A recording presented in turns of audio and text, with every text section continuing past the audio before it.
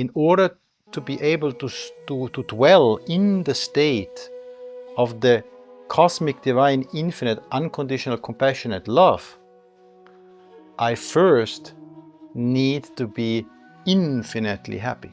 Because emotion is not something that is an innate feeling to the human. It's all part of this roller coaster ride within my film and my story. You can never achieve the point of remembering, coming back to your original true happiness if you don't let go of all these outer world stimulations. Welcome to the Voices of the One Mind, where the elixir of wisdom flows freely. Join us as we dive into the profound thoughts of extraordinary human beings who embody wisdom, offering insights that serve as a bridge to awakening. Unshackling minds from the chains of suffering, our conversations pave the way for enhanced health, enriched lives, and exponential spiritual growth. Get ready to sip on the nectar of the One Mind with us.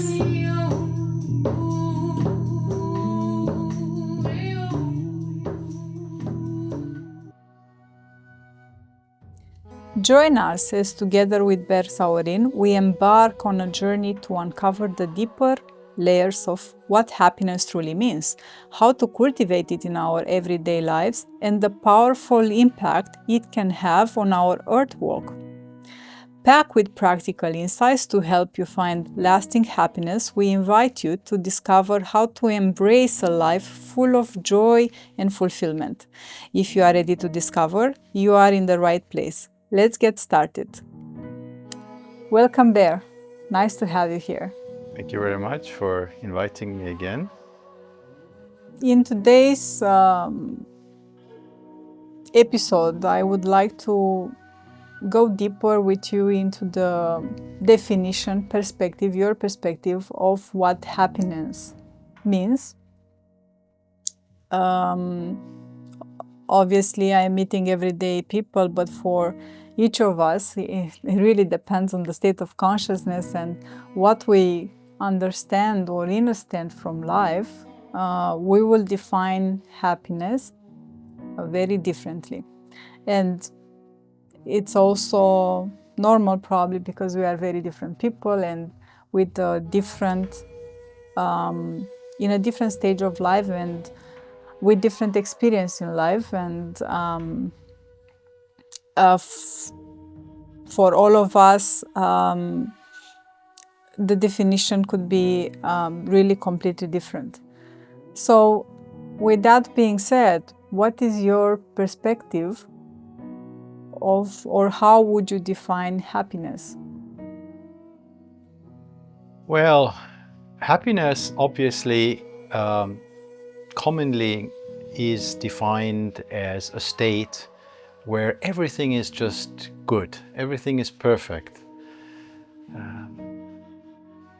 I feel comfortable, everything that surrounds me, the relationships that I have with other people, my work environment, for example, my health, my financial status, that is what commonly is defined. If that is all good, most of the people would say, then I'm happy. And from a non-dualistic perspective, where you don't have so many categories, financial situation, health, because this is only what you can perceive, right? How would you define it? I would like to go into that in a moment. First, let's assess how happiness is defined in psychology, how happiness is defined commonly in human society, and that is what I just said. And what I just said exactly is the big topic, not to say the the issue of human life and humanity, that this kind of happiness is a finite happiness. It is a happiness that we have been doing other episodes where we talk about love. Love, cosmic, divine, infinite, unconditional, compassionate love, the key DIUCL, in comparison to that love that people commonly speak, I love you, which is nothing more than an affection. The same with happiness. The very same with happiness. Happiness, in most people understand happiness by chasing dreams, and then by fulfilling these dreams and then being in that state of happiness. There are people who perceive, oh, I have to work only another year and then I retire, and then finally I do this and this and this, and then finally I'm happy. However, this happiness never comes, because happiness is not something that can be chased. Happiness is not something that can be obtained through any outer, let's say, stimulances. Nothing whatsoever. And so happiness is, the false happiness, let's call it that way, is like, imagine you know for sure this cartoon image that you have a stick on the back of your head that goes in front of you, and on that stick there is a little thread, and on that thread there is a carrot. And now the rabbit is running after that carrot, and the carrot is always running in front of me. Obviously he can never catch it because it's himself. And it's the very same thing with happiness. You see, you're constantly running to get that happiness carrot, but you will not be able to ever achieve true happiness if you don't change your perception to what happiness is. Of course, true happiness can be obtained, and this true happiness can be obtained only by inquiry and inner work. The false happiness, meaning chasing for stimulations in the outside, chasing for success, chasing for money, chasing for relationships. This happiness is obviously a finite happiness, because all of these things may not be there anymore tomorrow. When I wake up, I might have lost all my money. The person that I love so much might have just died, and so on and so on. And then here I am again, and I'm not happy anymore. So what do? I chase for something else. I chase for something else that for a very short moment makes me feeling good, but that's not happiness.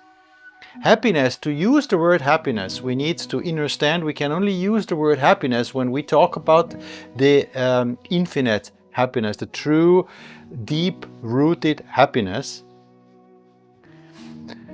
and hence nothing to find in the outer world. It's, as you said, finite, because at some point everything ends in the external world. Everything can be temporary, and you cannot really put your happiness in a finite world. And okay, so why it's so important to be happy? Well, why is it important to be happy? See, happiness is the mother of love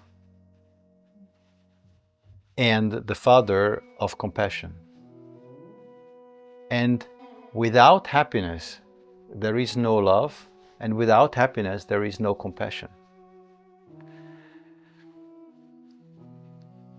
In order to be able to truly share love, in order to be able to dwell in the state of the cosmic, divine, infinite, unconditional, compassionate love, I first need to be infinitely happy. A being that is not infinitely happy, it is impossible to squeeze a milligram of love or compassion out of that bodily aggregate. So everything is very conditional. I am happy if this will happen in my life. I am happy if.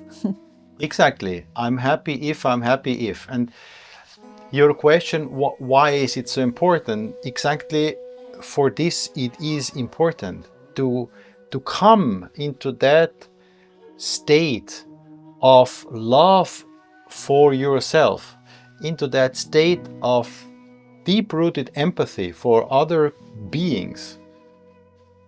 First, you need to be yourself in a state of true happiness.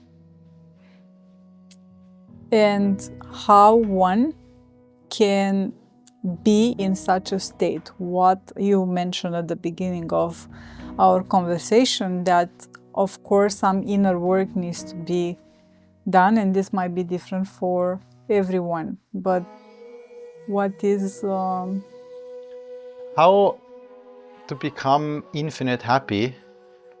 Let me put it that way.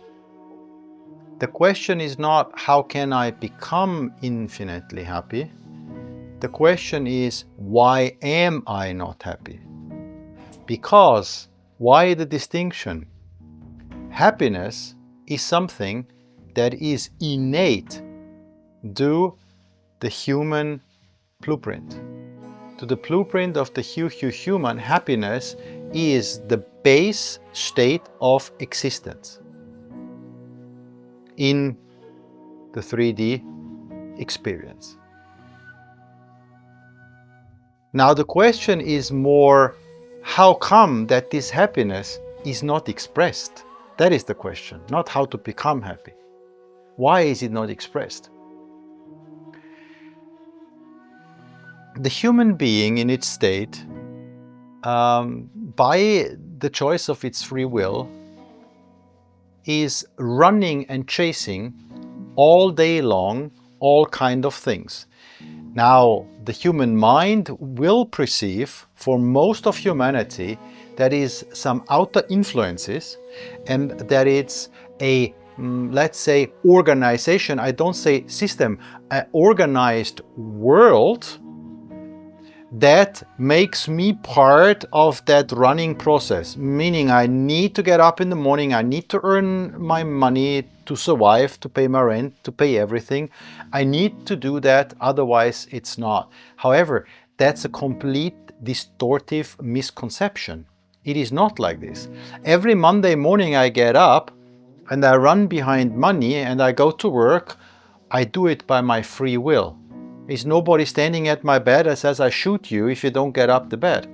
You do it. Why do you do it? Because you have something within you that is worrying and that is fearful that if you don't do it, something will happen. Where from do you have this information that something would happen? It's all a story. It's all a story that people build up. And so, when you live in that world of stories, in that false film, in that simulation, of course you need to feed your own mind as an emotional, psychological survival tactics with some good feeling. And then you chase this happiness, which you cannot call happiness, absolutely not. You chase these good feelings every day anew in all kind of short stimulations that they just come and they go, and then they bring you like a roller coaster up, and in the next moment they let you fall down, and they bring you up and they let you fall down.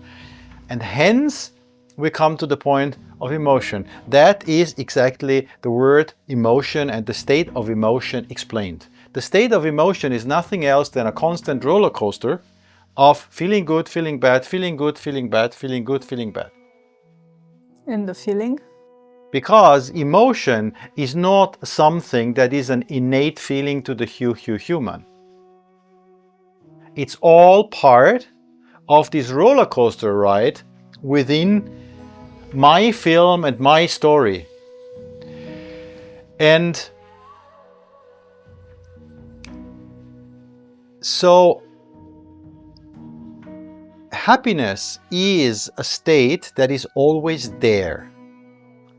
Now, why can I not live this happiness? Is because, let me put it that way, imagine you have a room, and in the middle of the room there is happiness in a box. But you have cluttered the room so full of things that you have no possibility anymore to access that. And what are all these things that you have cluttered the room full? We can really take it literally and say, with all the clothes and all the bikes and all the TV stations and all the gear and everything that you have accumulated in life, in order to give you a feeling of goodness, because I don't want to use the word happiness, but let's use it for a moment. These small happiness things. And so the everlasting happiness was just over cluttered and you have no access to it anymore. And the more you put things into that room, the further away you get from it, and the more you constantly are looking for it in the outside through all these stimulations that humans go for. And I always like to say the biggest stimulation is money, because money is perceived in this false emotional feeling, this ride, as I explained it before, as a reward for being good. And humans want to be rewarded. Humans want to be seen, oh, I did something good. And here you get the reward. You see? And that's all deep-rooted, completely distortions in the human psychology.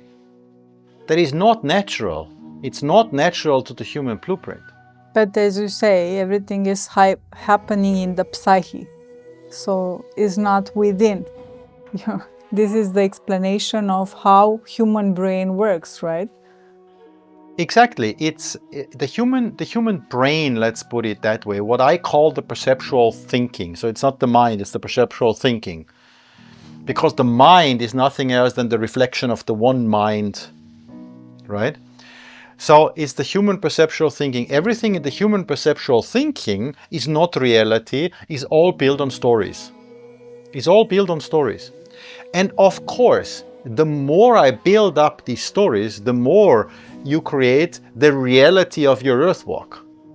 So yes, you can say, you can argue with me and say, yeah, but this really happens. My answer will always be, of course it happens, because you are so powerful to manifest that story into a materialization, and so that will eventually happen, and that you project it and you will eventually get it. So the point, however, is it starts from a delusional perception, that story, and that creates obviously also that delusional false realities, which has nothing to do with the blueprint of the human. And that is where humanity needs to go back. Humanity needs only to do one thing, to empty itself from all these false stories, all these false narratives. And I'm not saying by this from the false history that is taught in school, from the false idea of who am I, from that false narrative. The moment I put that straight, everything else has no grip anymore, and in that very moment will fall off. Everything. All the false history that is taught in schools, all the false education that is given to people to make them functioning in a certain way, have only one grip, And that one grip is the own false story that you give yourself. If you just get off that story, all the other things don't have any grip anymore. And stories are coming from past experiences, from childhood traumas, right? And therefore you are just empowering them in your new reality. Stories are not directly coming from that. Stories are made because the perceptual thought wants confirmation for that. Meaning you went through a childhood experience. I don't want to call it trauma. You went through a childhood experience. It's just an experience. It's not a trauma. It's not bad. It's not good. It was an experience. So now you have the choice to have that experience and let that experience go. Or you have that choice to store that experience and build a story upon that experience. And now the story is born. Yes, the spark of the story was the experience. But the story actually becomes like, imagine that was only a little snowball, a snowflake, the experience. But I made a bigger snowball out of it. And then you have the snowball effect. And throughout life, that story builds up and builds up and builds up, and eventually it becomes a very huge snowball. And then I cannot see anymore the core, because I cannot see the snowflake anymore. That one snowflake that started my story. All of a sudden it's overwhelming and so big. And so this is also just on a side note. It's very important that when I make experiences, that I go into that experience and don't judge them for good or for bad. Wow, it's an experience and I have to let go of that experience. It's a snowflake. I look at the snowflake, I let go of the snowflake. Even if the snowflake was very cold and very harsh in this very moment, but let go of it. Let go of it. Because the snowflake eventually, if you don't let go, will build up to a big snowball, and that's the story of your life. And you can build a lot of these snowballs. You can have a whole field of big snowballs full. So, true happiness is the original state of the human. And that's so innate to humanity. That's why also there is always this little remembering in each blueprint that comes through, even in the perceptual thoughts.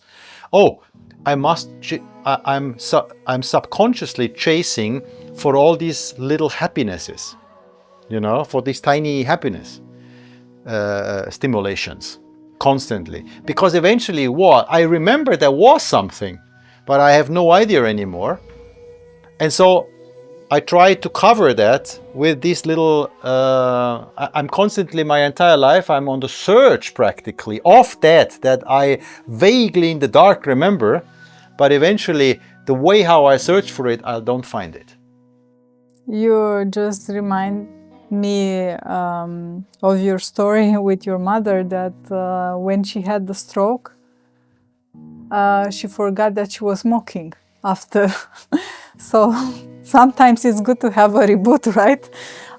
And don't remind things that are unnecessary or definitely is not coming from a real need. Completely. With this example, you can see that the story that she needs to smoke was placed on a hard disk on some part of the brain as a story. And it was never ever the human body, the lungs, that needed a cigarette for being more tranquil. It's all a story, and it's a very good example because it was, for the listeners who have not heard it, my mother was a strong smoker, and all of a sudden she had a stroke with 60 years old, 62 years old. And from that very moment on, she did not even know that she smoked before. I mean, you could talk to her, she was mentally okay. But we just, while these weeks that she was in hospital, we took the ashtrays away at home. We cleaned everything. We put obviously cigarettes and all the lighters away. She came home from hospital. She never asked ever that she wants to smoke or she wants to have a cigarette. How is that possible if the lungs and the body needed the cigarette? No, it was a story. It is a story that becomes so eminent that obviously the body lives your story. So yes, the body starts to get nervous when you don't have the cigarette.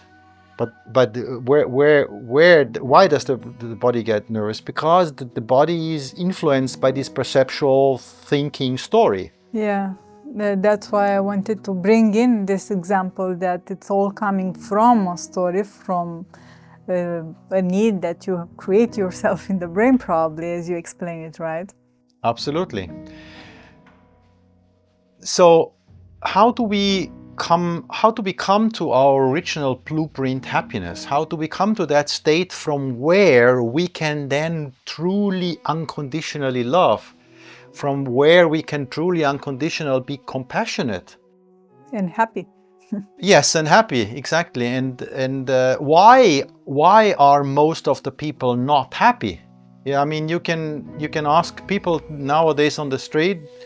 If they are honest, they will tell you, I'm not happy with my life. I'm not happy in my job. I might not be happy with my relationship. There is many things. I'm not happy with the educational system, with my whatever. So many things that you cannot be happy about. As with all these things, we need to get rid of the story, and we need to start to unclutter that room. We need to get that room empty, that let us not anymore access that core of happiness that we have within. And as I explained before, all the things that we need to throw out is all our doings and all our achievings and all our cluttering and all our consumption and all our career and all these kind of things are all the gatekeepers and door closers of true happiness. You can never achieve the point of remembering, coming back to your original true happiness, if you don't let go of all these outer world stimulations. This is the key that opens again that veil that covers your true happiness that your original blueprint is.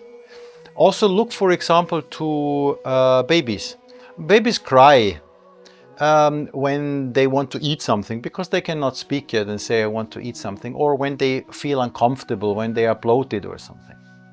Normally, children and babies, if you let them be, they are only happy. They're only happy. They don't have problems.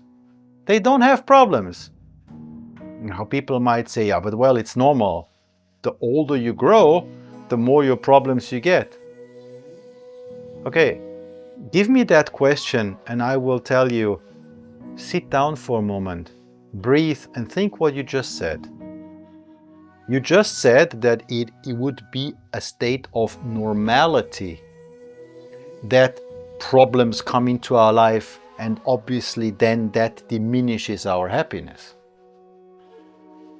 If that is so, it would need to dawn on you what you can do to not live in such a state, to come back in that naive state that children have. And when I mean naive state, is this feeling of pure happiness, this not knowing the concept of fear.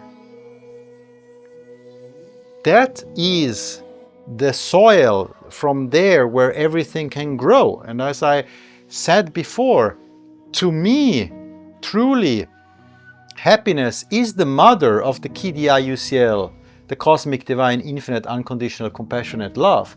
What does that mean? That is a love that is equal for every sentient being. This is a love that doesn't make a distinction between my son and the beggar on the street, or the tree, or the cat that walks in my garden. And everyone who argues now and says, yeah, but this is completely crazy. How can you love a cat in the garden the same way than you love your children? You have already now caught yourself. You have caught yourself by not understanding what true unconditional love is, and you have caught yourself by affirming that you are not able to live true unconditional love. And I'm not saying that from a judgmental point. I'm saying that from a point of a being that itself had to walk its earth walk through that stages of completely romantically being in love with a woman, for example, whatsoever, to come to a point where everything is loved in the very same way without having these emotional notions. And only that is the breakthrough point of the true awakening and of the true enlightenment. Because only that point, when everything becomes in a state of pure awareness, and can from that state of pure awareness be observed without any notion, that is Kidya UCL, and that is enlightenment. True, very beautifully said. You said that in order to achieve this state, there is some inner work to be done. What is that inner work? Maybe it's not something that we practically need to do like every day waking up. You know, like in business, they say you need to wake up at 5, by 6 you need to be at the gym, by 7 you need to read one book, and by 8 you probably will start working.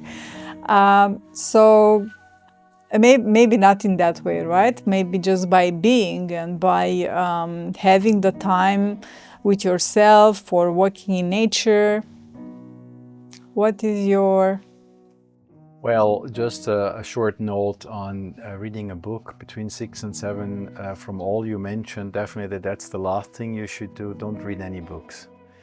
Don't read any books. Don't read any spiritual books. I mean, the only books that you can read is some manuals for some machines, if you need to operate some machines, like a car manual or computer manual. But don't read any spiritual books, because everything is just misleading you from that what you already are. So you are going a detour that you don't need to do.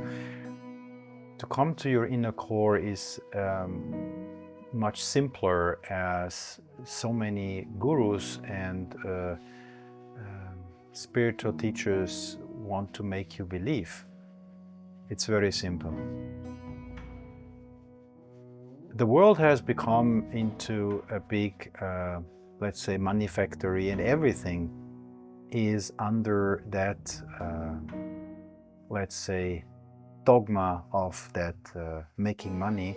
And so it is also the so-called spiritual world or spirituality. So many books are written about spirituality. So many gurus are making so much money. Ever more coaches are popping up that make a lot of money on motivating people how to make more money. And so it's a cat that bites in its tail, and it seems to be an infinite thing going on. And so don't read books. The inner work to do is simplicity. Everything starts with simplicity. So when you are not happy anymore with the way that you have been living so far, you need to very radically cut down on the way how you perceived life up to now. Meaning, you have accumulated a big house, and in this house you have a lot of mortgage to pay, and you have a car and maybe 2 cars at home, and you have a job and you need to run for a lot of money to keep all that up. So as long as you are in this vicious circle, there is no way that you can ever start inner work, because inner work is nothing else to, as I said just before, to unclutter. Meaning, I need to get rid of stories / ideas that I have about how this life of this being works. And how can I do that? In order to have a very undistorted and clear lens, to not be distorted by my perceptual thinking or influenced by someone else. I can only have that from the standpoint when I'm in complete silence, when I'm in complete solitude.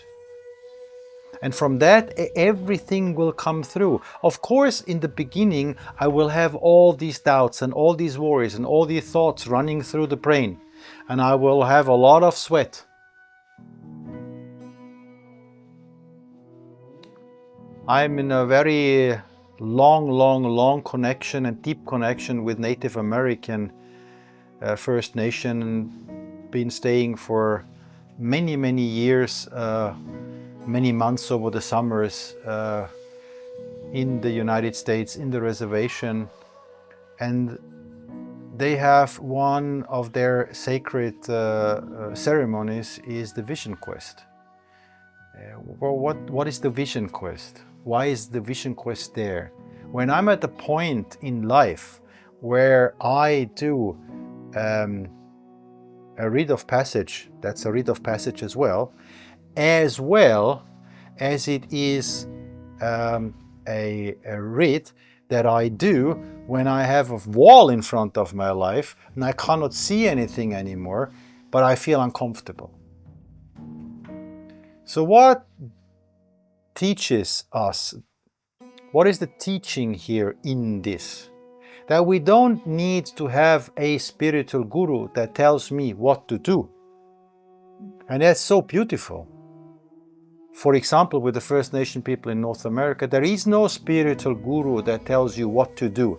The medicine man was a medicine man. Of course, the chief of a tribe, which is, by the way, heavily misunderstood in the West and interpreted as the boss of a tribe or the leader, which absolutely is not. The chief of the tribe was a spiritual entity that was only keeping as a pillar the center of the tribe. And obviously it was a very wise figure. And so one could come with questions to the figure. The interesting thing is, would never come up with a direct answer, because the direct answer is only speaking his reality and his truth, and it might be completely different to the person asking. But it always came in stories and it always came in examples. And then the person could go home and could think about the stories and the examples and then could say, ah, okay, yeah, like this and like that. Coming back to the vision quest, there are a few rituals that I would encourage literally everyone that is on the beginning of a spiritual path to do. And that's solitude, and the other thing is fasting and sweating. Because fasting and sweating brings the perceptual thinking, brackets, so-called mind, aka mind, and the body in a state where an openness is there. An openness is there. I mean, just imagine the human body, the human cells, everything in the human body, most of the parts of the human body are minerals. And if these minerals are not in the right amount, are covered up, are calcified, for example, there is nothing that can be perceived from the cosmos. And hence these kind of cleansing rituals are very important. So a sweat lodge, for example, is something that can be an initial cleansing for the path that I'm embarking for my inner work.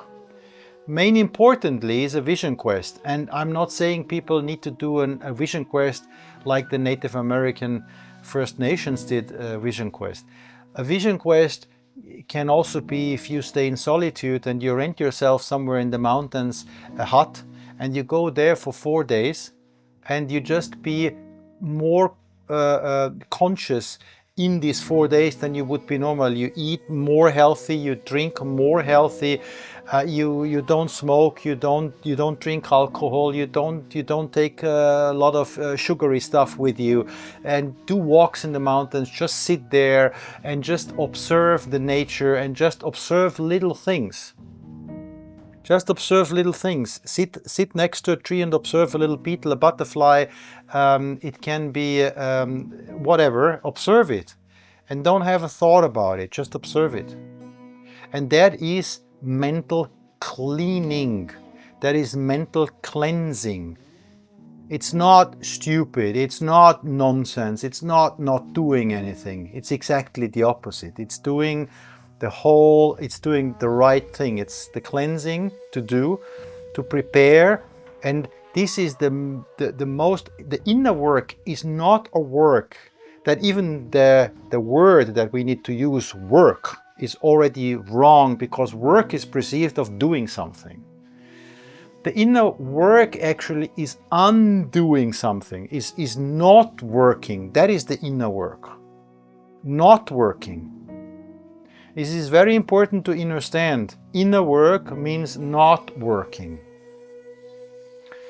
Being in a state of pure awareness, observing things. As I said, the best for a human being is to just go out in nature and observe nature. Observe simple things in nature. Sit on the creek and see the water running down.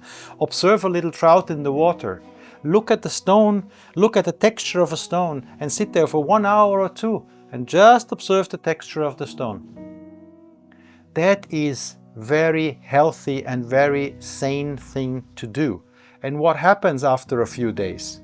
Your mind gets completely clear and cleaned and cleansed of these constant, overwhelming stimulations that you have in your life. And from that point, the mind opens. And if you then add to this soup, I want to call it soup, a little bit of sweating, a little bit of not eating, a little bit of, let's say, try not to drink for 1 or 2 days. Drink, I mean water, nothing, no liquid. You will see all of a sudden there is something opening in you that gives you a very, very broad perspective. And then that's the point where you can change your life. And you will also, and that's an important thing in a strong vision quest, would be 4 days, no eating, no drinking, by yourself in solitude in nature. You will get answers. You will get answers to what is the next step to embark on your earth walk. That's where vision quests made. As I said before, either they were rites of passage when you had a certain age, or when a person was looking for insights that couldn't come out just like this in a daydream. So there needed to be a little bit more of an effort, and that effort was a vision quest. Very beautiful. I also experience 10 days on water, and I can confirm everything that you say. Even the body is getting not only lighter, but you feel clean, right? We have a lot of parasites from everything that is around us, the air, pollution, everything around us, right? Even these electromagnetic fields. And can be a good analogy for what you said with cleaning. We not only clean the mind, we also clean the body through that. And at that point, you feel more vital. And absolutely. We are talking about happiness today, and let's come back to the happiness. I mean, whenever somebody ever did a good fast, there is an innate feeling of happiness coming through you. A bliss. A bliss, isn't it? That's part of that true happiness. Yeah. Thank you very much for your practical insights. I hope this helps our audience. For sure, for me, was really enlightening.